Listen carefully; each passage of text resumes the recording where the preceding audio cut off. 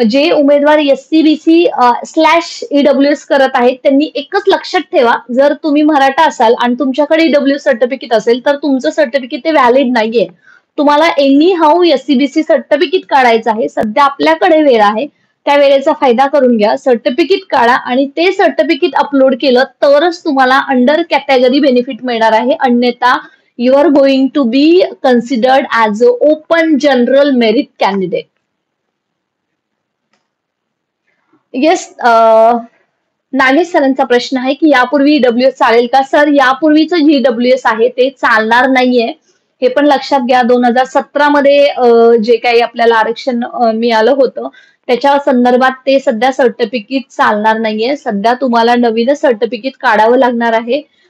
कदाचित नवीन सर्टिफिकेट मिळण्यासाठी किंवा कास्ट व्हॅलिडिटी पुढे नंतर ती पण प्रोसेस आहे, ती अजून सुरूच झालेली नाहीये एससीबीसीच्या कॅन्डिडेटसाठी.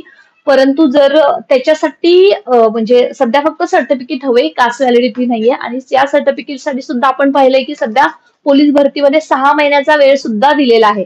परंतु सध्या तुमच्याकडे जो आत्ताचा वेळ आहे तुम्ही ते काढू शकता आणि जेणेकरून याचा तुम्ही बेनिफिट घेऊ शकता.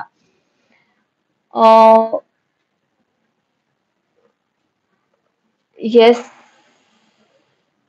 ईडब्ल्यूएस मध्ये राहीलच कोण आहे त्याचं मेरिट खूप खाली येणार आहे. येस येस येस, हे मात्र लक्षात आहे.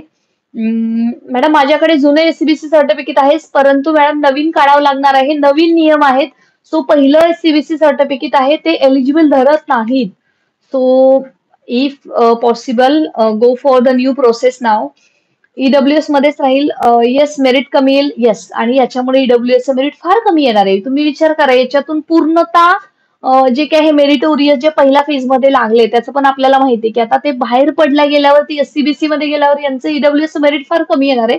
आणि याचा फायदा जे ओपन कॅटेगरी मधले किंवा ज्याचं ईडब्ल्यूएस सर्टिफिकेट आहे regardless of any caste any category, परंतु त्यांच्याकडे उत्पन्न 8 लाखापर्यंत आहे, तर 8 लाखाच्या खाली आहे, त्यांच्याकडे ईडब्ल्यूएस असेल तर याचा खूप फायदा होणार आहे.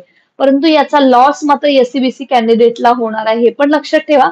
कारण हे नवीन आरक्षण आहे, त्याच्यामुळे मग अजून त्या प्रत्येक संस्था त्याच्या संदर्भावरती रोस्टर तपासणी करून हे आरक्षण ऍड करून लवकरात लवकर पवित्र पोर्टलला जागा देतील का?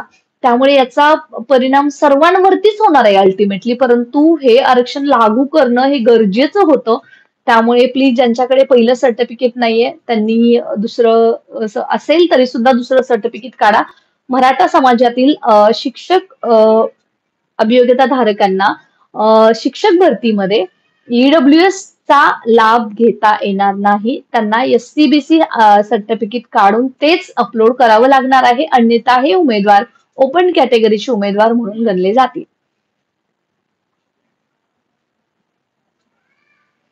रणजित सर, अजून याच्यावरती काही डिटेल आलेलं नाहीये. सो मेरिट कसं असेल मॅडम? मेरिट म्हणजे जागा त्याच्यासाठी सुद्धा असतील, पण मेरिट आता हाय जाण्याची शक्यता आहे. कारण आता म्हणजे याच्याबद्दल मी सध्या काहीच क्लॅरिटी देत नाहीये मेरिट बद्दल एससीबीसीच्या. कारण प्रथमतः आपण पाहूयात की सध्या किती होतंय, कोणाकोणाचं सर्टिफिकेट येतंय.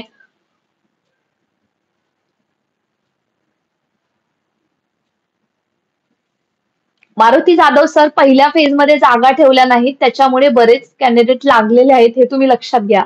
जर तेव्हा जागा आणि म्हणजे ठेवणं पॉसिबल पण नव्हतं. 15-25 फेब्रुवारीला आपला पहिला राऊंड लागला आणि 26 फेब्रुवारीला आरक्षण सुरू झालं. त्याच्यामुळे ते नाही लागू झालं, त्याचा काही तोटा तर नक्कीच झालेला नाहीये.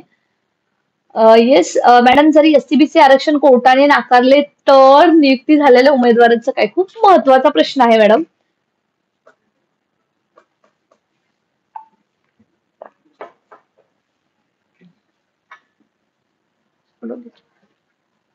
एससीबीसी आरक्षण जर कोर्टाने नाकारलं तर काय?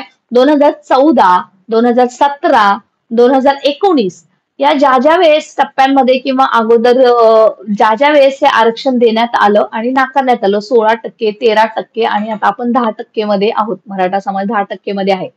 तर बटन टाक, बटन टाक, बटन टाक, बटन टाक. नाही, तिथे नाही बटन लागले व्यवस्थित. हम्म.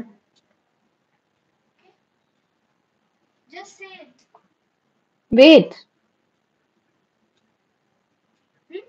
Wait wait weight.